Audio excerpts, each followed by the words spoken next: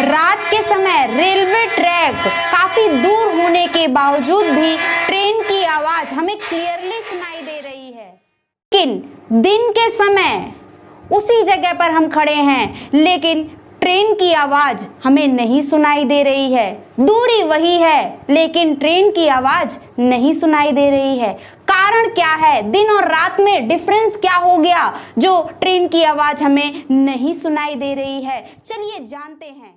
Okay, तो रात के समय टेम्परेचर कम होने की वजह से ग्राउंड लेवल ठंडा होता है और ग्राउंड लेवल के ठंडा होने के कारण वायु जो उपस्थित होती है ग्राउंड लेवल के आसपास वो भी ठंडी होती है और वायु के ठंडे होने के कारण वायु में उपस्थित जो कण होंगे वो कैसे होंगे?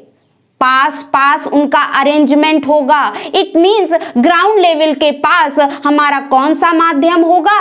एग्जैक्टली सघन माध्यम होगा। इट मींस डेंसर मीडियम होगा। लेकिन जैसे जैसे हम ग्राउंड लेवल से ऊंचाई की ओर बढ़ते जाते हैं वैसे वैसे हमें वायु गर्म मिलने लगती है। वायु गर्म मिलने का कारण यह है कि वहां पे टेम्परेचर जैसे जैसे ऊपर जाते जाते हैं वैसे वैसे टेम्परेचर बढ़ता जाता है। इस वजह से वहां पर वायु गर्म मिलती है। वायु के गर्म होने के कारण वायु में उपस्थित जो कण होते हैं वो काफी दूर दूर होते हैं। इट मींस वहां पर वायु का माध्यम कैसा है? एग्जैक्टली विरल माध्यम है। इट मींस रेयरर मीडियम है। तो ओवरऑल आपने क्या जाना कि ग्राउंड लेवल से जैसे जैसे हम ऊपर जाते जाते हैं हम सघन माध्यम से विरल माध्यम की ओर मूव ऑन करते जाते हैं। All clear? ओके, तो अब यदि हम ग्राउंड लेवल पर किसी सोर्स से साउंड को निकालें तो क्या होगा? वो कैसे गति करेगा? एग्जैक्टली वो सघन माध्यम से विरल माध्यम की ओर जब गति करेगा तो वो अभिलंब से दूर जाकर झुक जाएगा और अभिलंब से दूर होकर झुकने के कारण ही हमें रात में दूर अगर कहीं कोई साउंड निकल रहा है तो वो भी हमें सुनाई दे जाता है। जैसा कि आपने अभी देखा कि रात में हमें ट्रेन की आवाज तक सुनाई दे जाती है जबकि वो रेलवे ट्रैक काफी दूर है हमारे घर से या जहां पर भी आप हो। All clear? ओके, तो अब हम चलते हैं कि दिन के समय में आखिरकार क्या होता है जिसके कारण हमें आवाज नहीं सुनाई देती है। ओके, तो दिन के समय में टेम्परेचर अधिक होता है। टेम्परेचर अधिक होने के कारण ग्राउंड लेवल का टेम्परेचर भी अधिक होता है जिसके कारण ग्राउंड लेवल पर उपस्थित जो वायु होती है वो भी गर्म होती है और वायु के गर्म होने के कारण वहां पर जो कण होंगे वायु के वो दूर दूर होंगे। इट मींस वहां का माध्यम कैसा होगा? एग्जैक्टली विरल माध्यम होगा। इट मींस रेयरर मीडियम होगा।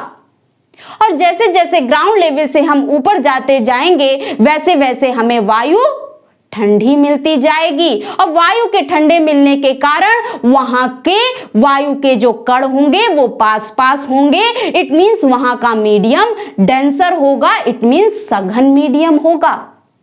All clear? तो यहां पे आपने क्या जाना कि दिन के समय जैसे जैसे हम भूतल से ऊपर की ओर जाते जाते हैं वैसे वैसे हम विरल माध्यम से सघन माध्यम की ओर मूव ऑन करते जाते हैं। इट मींस रेयरर मीडियम से डेंसर मीडियम की ओर मूव ऑन करते जाते हैं। All clear? अब यदि हम ग्राउंड लेवल पर किसी सोर्स से साउंड को निकलवाएं, ठीक है ना, तो क्या होगा? वो कैसे गति करेगा? साउंड हमारा रेयरर मीडियम से डेंसर मीडियम की ओर जब गति करेगा तो वो नॉर्मल से दूर झुकेगा या नॉर्मल की ओर झुकेगा? एग्जैक्टली हमारी तरंग जो होंगी साउंड की ध्वनि की जो तरंगे होंगी वो अभिलंब की ओर झुक जाएंगी और अभिलंब की ओर झुक जाने के कारण ही हमें दिन के समय आवाज नहीं सुनाई देती है उतनी क्लियरली या बिल्कुल नहीं, ना के बराबर सुनाई देती है। All clear? रीजन आपको पूरा क्लियर हो गया। Okay, okay. सेना के जवान मार्च कर रहे हैं। सेना के जवान पुल पर आखिरकार क्यों नहीं कदम ताल को मिलाते हुए मार्च करते हैं? इसका कारण क्या है? तो कारण सिंपल सा यही है, पुल को एक निश्चित आवृत्ति, एक डेफिनेट फ्रीक्वेंसी पर बनाया जाता है, और यदि सेना के जवान पुल पर मार्च करते हैं तो पुल पर वाइब्रेशंस क्रिएट होते हैं, कंपन उत्पन्न होते हैं, और यदि उन कंपनों की आवृत्ति पुल की आवृत्ति के बराबर हो जाती है तो पुल ध्वस्त हो जाता है, पुल फेल हो जाता है। यही कारण है कि हमारे सेना के जवान पुल पर मार्च कभी नहीं करते हैं। आखिर पुल फेल क्यों हो जा रहा है? तो पुल के फेल होने का कारण यह ही है कि सेना के जवानों के कदम ताल करने पर जो कंपन उत्पन्न हो रहे हैं, उन कंपनों का आयाम, इट मींस एम्पलीट्यूड, बढ़ जाता है। एम्पलीट्यूड बढ़ जाने के कारण ही पुल ध्वस्त हो जाता है, पुल फेल हो जाता है। All clear? ओके। जिस आवृत्ति पर, जिस फ्रीक्वेंसी पर कंपनों का आयाम, इट मींस एम्पलीट्यूड, अधिकतम हो जाता है, उस आवृत्ति को हम अनुनाद आवृत्ति के नाम से जानते हैं, इट मींस रेजोनेंट फ्रीक्वेंसी के नाम से जानते हैं। All clear? ओके। और साथ ही साथ आप ये बात जान लीजिए कि पुल की वह अवस्था जिस समय पुल की आवृत्ति तथा कंपनों की आवृत्ति बराबर हो जा रही है, उस अवस्था को रेजोनेंट कहा जाता है, इट मींस अनुनाद के नाम से जाना जाता है। All clear? तो इस प्रकार से आप अनुनाद शब्द से भली भांति परिचित हो चुके हैं। ओके। रेडियो में चैनल को पकड़वाने के लिए आप क्या करते हो? एंटीना को अलग अलग डायरेक्शन में घुमाते हो। आखिरकार घुमाने से होता क्या है? तो होता यही है कि आप फ्रीक्वेंसी को मैच करा रहे हो। जिस डायरेक्शन में फ्रीक्वेंसी मैच कर जाती है तो उस वक्त आपका रेडियो भली भांति चलने लगता है, उसमें से प्रॉपर आपकी वॉइस क्लियर आने लगती है। ओके। एक रूम है जिसमें खिड़की या दरवाजा कुछ भी खुला हुआ है, उस रूम में यदि हम लाइट ऑन करते हैं तो वो लाइट क्या उस कमरे के बाहर आ पाती है? ट्राई करिएगा, नहीं आएगी। और वहीं उस रूम में यदि कोई पर्सन बात कर रहा होता है तो उसकी आवाज बाहर आ जाती है, बाहर खड़ा हुआ पर्सन भी उसकी अंदर जो पर्सन है उसकी आवाज को सुन लेता है। क्यों सुन लेता है? क्योंकि जो ध्वनि होती है वो खाली स्थान जो मिल रहा है ध्वनि को, उससे मुड़कर बाहर निकल जा रही है। यही कारण है कि रूम में यदि कोई पर्सन बात कर रहा होता है तो उसकी आवाज या तो खिड़की के सहारे बाहर निकल जाती है और या फिर दरवाजे से मुड़कर बाहर निकल जाती है। इसी वजह से कहा जाता है कि धीरे बात करिए, दीवारों के भी कान होते हैं। जैसे कि आप देख रहे हो, दीवार के एक साइड दो औरतें बात कर रही हैं और दीवार के दूसरी साइड तीसरी औरत है, वो उनकी बातें सुन रही हैं कि आखिरकार ये दोनों बात क्या कर रही हैं, कहीं मेरी चुगली तो नहीं कर रही हैं। तो तीसरी औरत को आखिरकार उन दोनों औरतों की बातें कैसे सुनाई दे जा रही है? भाई, जो डोर लगा है या विंडो जो लगी है वहां से उन दोनों औरतों की आवाज मुड़ जा रही है, बेंड कर जा रही है और बेंड होकर तीसरी औरत को सुनाई दे जा रही है। ओके।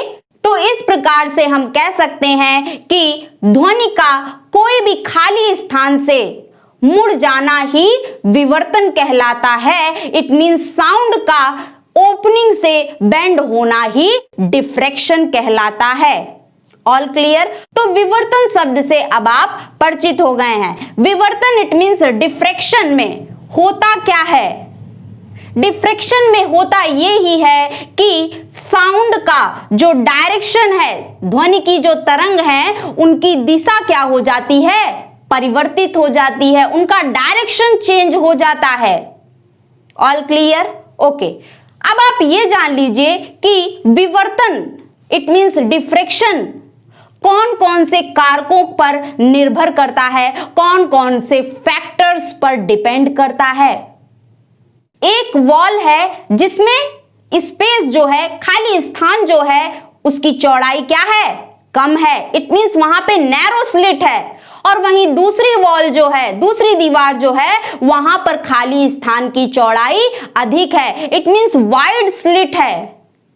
तो दोनों में से किसमें विवर्तन अधिक होगा? तो याद रखिएगा कि जो नैरो स्लिट होगी, जिसमें स्पेस क्या होगा, खाली स्थान कम होगा, वहां पर डिफ्रैक्शन इट मींस विवर्तन अधिक होगा। किसके कंपैरिजन में अधिक होगा? जो वाइड स्लिट है, इट मींस जिसमें स्पेस ज्यादा है, उसकी कंपैरिजन में अधिक होगा। All clear? दूसरा पॉइंट जानिए कि यदि ध्वनि की तरंग दैर्ध्य अधिक होती है तो डिफ्रैक्शन इट मींस विवर्तन भी अधिक होता है, और यदि ध्वनि की तरंग दैर्ध्य कम होती है तो ध्वनि का विवर्तन भी कम होता है। तो ओवरऑल आपने ये जाना कि विवर्तन दो फैक्टर्स पर, दो कारकों पर निर्भर करता है।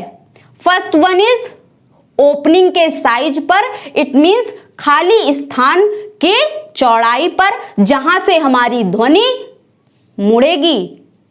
दूसरा तरंग दैर्ध्य पर, इट मींस वेव लेंथ पर। All clear? ओके।